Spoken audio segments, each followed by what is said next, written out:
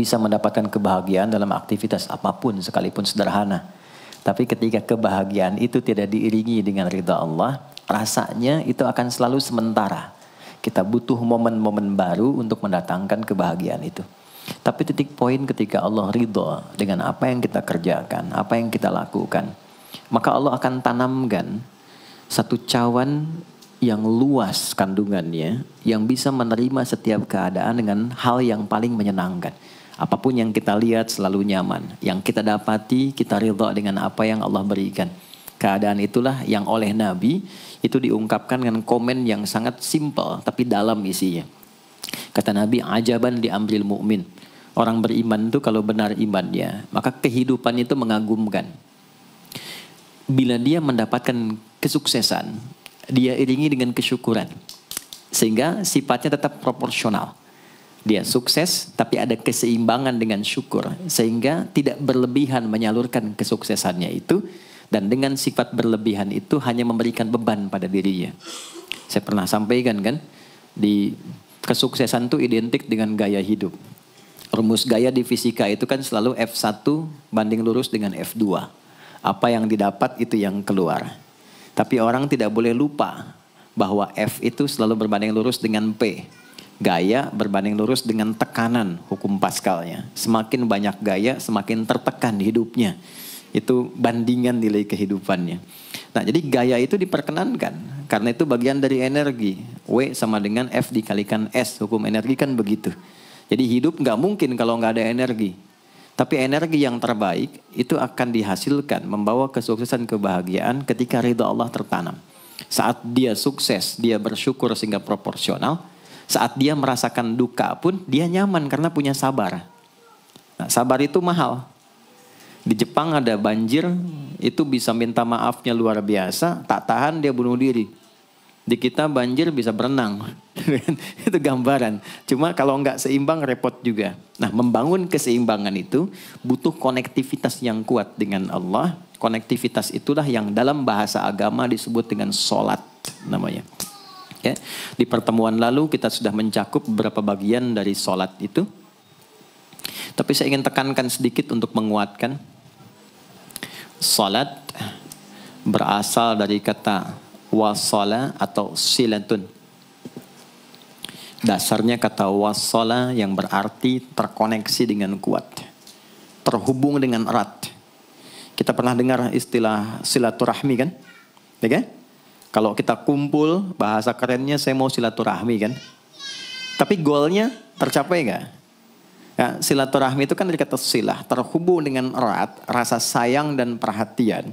Sehingga parameternya itu bukan saat datang. Kalau datang kita nyapa wajar karena orangnya ada. Tapi kalau berpisah kita masih ingat, masih peduli, masih mendoakan, masih ngontak, itulah silah namanya. Di setiap keadaan kita masih terkoneksi. Keadaan kita yang terhubung dengan Allah. Sehingga di setiap tempat kita diperhatikan. Di pekerjaan kita dibimbing. Di rumah tangga kita diiringi. Sehingga semua berjalan mudah dan membahagiakan. Yang melatih kita untuk terkoneksi sehingga nggak putus dengan Allah. Itulah yang disebut dengan sholat. Sehingga goal dari sholat itu adalah membangun konektivitas kita dengan Allah yang kuat. Itu yang dimaksud di Quran surah keempat An-Nisa di ayat 103. فَإِذَا قَضَيْتُمُ الصَّلَاةَ maka jika anda telah tuntas mengerjakan sholat, فَاذْكُرُوا اللَّهَ. Ukuran keberhasilan sholat anda itu ketika anda merasakan konektivitas dengan Allah mulai nyambung. Qiyaman, jalannya ingat Allah. Sehingga kalau orang jalan, bekerja di apapun, saat dia ingat Allah, dia bisa memfungsikan tubuhnya sehingga tidak mengerjakan apa yang Allah tidak sukai. Gak akan mungkin anda melihat sesuatu yang tidak Allah senangi. Dalam keadaan yang sama anda ingat Allah. Gak akan mungkin melangkah pada tempat yang salah saat ingat Allah. Dan itu tidak mudah. Karena banyak orang keluar masjid pun setelah selesai sholat masih tertukar sendal. Padahal kalau dia ingat Allah gak mungkin itu terjadi.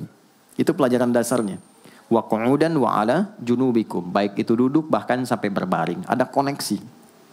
Nah jadi singkatnya, sholat itu semua gerakannya, semua bacaannya, Dari mulai kita bertakbir sampai kita salam, bacaan yang mengiringi, itu bukan sekedar gerakan hampa makna, formalitas kita bergerak dan berakhir, bukan sekedar membaca bacaan yang tidak ada isinya, tapi semua bimbingan bagaimana kita diajarkan langsung oleh Rasulullah bisa mengoneksikan lewat gerakan dan bacaan itu tersambung kepada Allah, sehingga feedbacknya semua apa yang kita bacakan dijawab oleh Allah.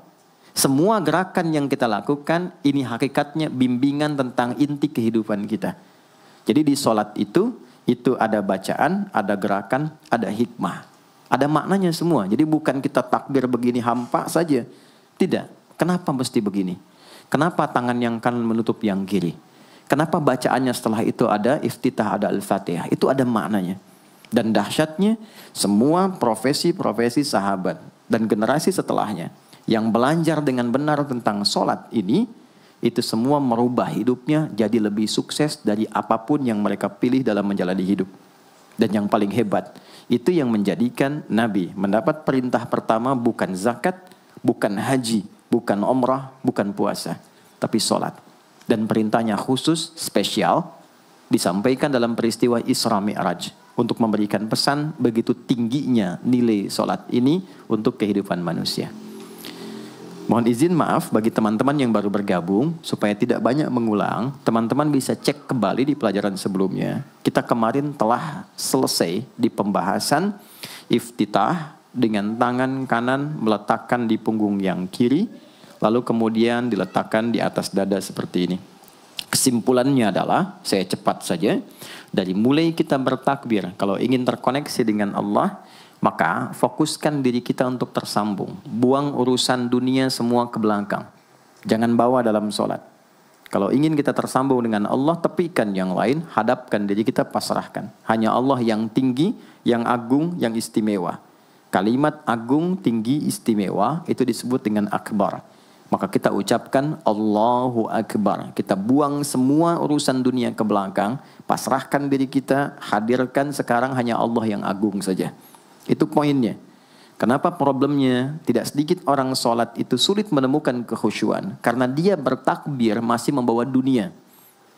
Dia tidak sholat dengan memahami gerakan takbirnya. Dia jadikan sebagai formalitas. Apakah benar? Secara fikih benar. Gugur kewajiban, dapat pahala sesuai keikhlasan, tapi value dari sholat yang mahal itu nggak dapat. Itu poinnya. Buang semua urusan dunia.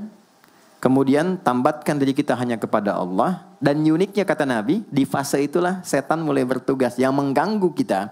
Supaya kita tidak fokus untuk memahami dan melakukan apa yang kita baca dan kita gerakan.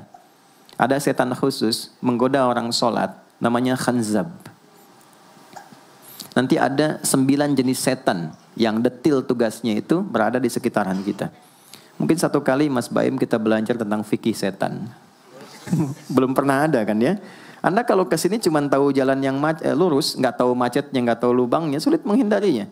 Kebanyakan orang belajar tentang malaikat, tapi nggak belajar setannya, sehingga nggak tahu setan apa yang sedang memprovokasi dirinya. Di Quran, malaikat disebutkan 88 kali, setan disebutkan 88 kali. Kalau kita cuma dengar motivasinya, nggak tahu provokasinya, kita nggak tahu bagaimana cara menghindari yang ini. Itu poinnya. Khanzab itu dia menggoda orang sholat. Dimulai dari takbir. Jadi kalau belum takbir, Anda bisa merasa fokus apa saja. Nggak percaya silakan. Sebelum takbir tuh bisa siap fokus. Tapi begitu Anda mulai bertakbir, di hadis riwayat Abu Daud, Allahu Akbar, fayaqulu syaitanu. Maka di sini setan mulai tugasnya untuk mengganggu orang supaya nggak dapat nilai-nilai tadi. Maka dia berkata, udhkur kadza. Kamu ingat ini ya, kamu ingat itu ya. Betapa Anda memulai dengan membuang semua urusan dunia. Tapi kalau sudah takbir, itu setan yang install. Masuk sendiri dia.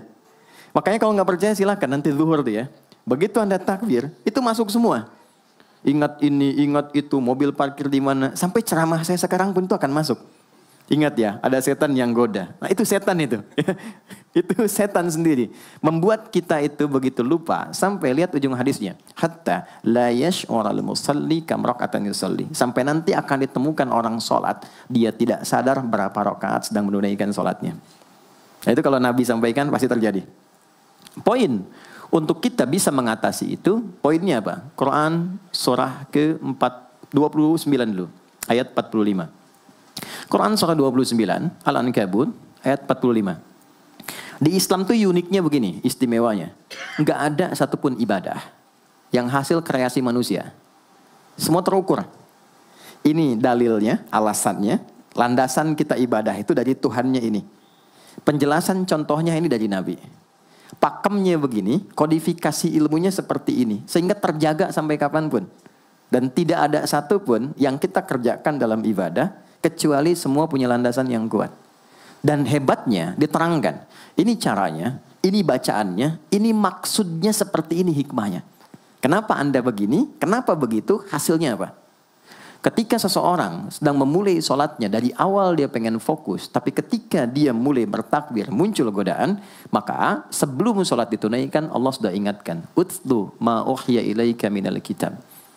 Utlu itu dari kata tilawah, artinya baca, pahami, amalkan apa yang telah dipahami itu.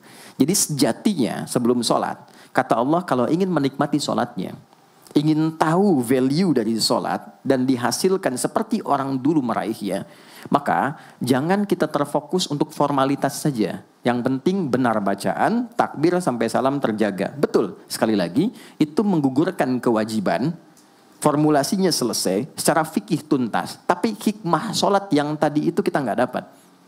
Maka yang terjadi apa? Baca dulu, tilawah, utlu, baca, pelajari dulu, sebelum sholat. Kemudian pahami, kenapa takbirnya begini? Kita kemarin sudah belajar.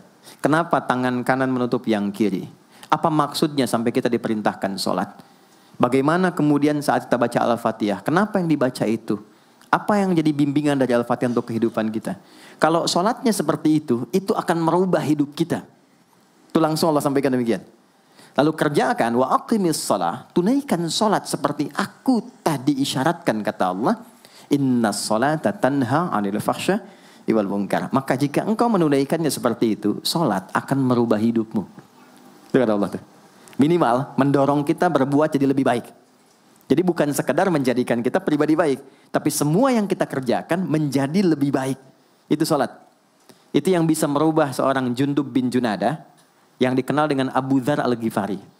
Ini teman-teman, kenapa Ghifar itu viral? Ghifar itu adalah desa pembegal. Jadi semua sekampung begal semua. Sekampung. Pimpinannya namanya Jundub bin Junadah. Jundub bin Junadah. Singkatnya masuk Islam. Saat masuk Islam, secara singkat saja, Nabi arahkan, diajarin sholat. Betapa sholat merubah hidup beliau, jadi lebih baik. Kembali ke kampungnya, mengajarkan, singkatnya apa? Madinah heboh dengan kedatangan tapak kaki, yang ternyata itu orang-orang Ghifar. Sekampung kurang lebih masuk Islam, dan berubah jadi orang baik semua. Merubah hidup mereka. Jundub orang sukses, setelah itu jadi ustadz. Ini mungkin yang menginspirasi judul preman jadi ustadz. Ini tadinya pembegal. Pembegal semua. Sekampung sukses, jadi orang baik, aktivitasnya berubah, lebih berkualitas. Untuk memberikan inspirasi ke generasi masa depan. Bahwa kami dulu pernah begini, dengan sholat kami berubah, kesuksesan kami raih, maka diviralkanlah nama daerahnya. Tambahkan al di depannya, ujungnya tutup dengan i. Maka dilekatkan nama bekennya, kunyah, namanya Abu Dzar. Abu Dzar Al-Ghifari. Al-Ghifari itu untuk memberikan kesan begini, saya ini dari Ghifar. Itu kampung jelek, desa tempat pembegal, tapi Islam merubah, saya menjadi lebih baik. Sholat mengarahkan saya punya kualitas hidup yang lebih baik. Itu poinnya. Sejak peristiwa itu, orang-orang Islam dari manapun yang bukan Arab, itu selalu melekatkan nama daerahnya untuk mengenalkan. Islam pun sudah sampai ke tempat saya. Buktinya saya menjadi baik. Ada namanya Muhammad, punya bapak namanya Ismail, punya kakek namanya Ibrahim, kakek buyutnya Al-Mughirah, eyang buyutnya Al-Bardizbah, tinggal di kecamatan Ju'fah, kabupatennya Bukhara, provinsinya Khorasan, negaranya Uzbekistan sekarang.